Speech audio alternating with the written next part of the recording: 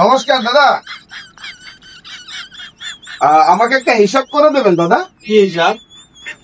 আমি 250 টাকা নিয়ে বাজারে এলাম। জি।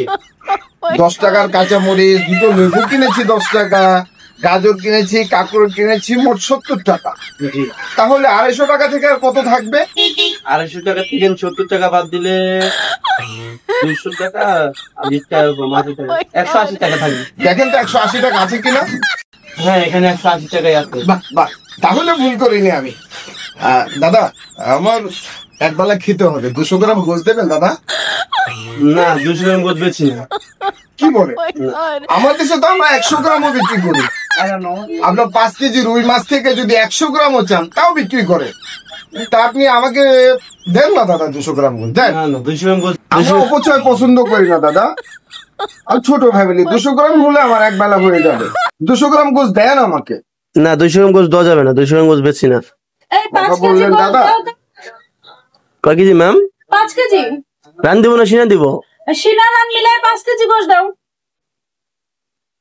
5 কেজি গোশ কিনবেন দিদি? হ্যাঁ 5 কেজি। কজন ফ্যামিলি? 4 জন। 4 জন মানুষ 5 কেজি গোশ? হ্যাঁ, কদিনে খাবেন? 1-2 দিন। 1-2 দিনে 5 কেজি গোশ? হ্যাঁ। ও মাই গড, তাহলে আর আমাকে 200 গ্রাম গোশ কিভাবে দেবে?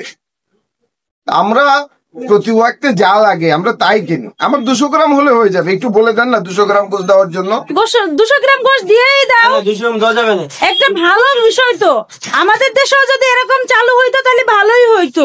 হ্যাঁ দাদা, আমাদের দেশেও এটা চালু হওয়া উচিত, না না, 200 তাহলে সবার জন্য ভালো। আমরা যারা গরিব আছে তারাও খেতে পারবে। না না ঠিক আছে দাদা, দেবেন 200 গ্রাম? না না না, সরেন সরেন, 200 গ্রাম গোছ বেশি না, যান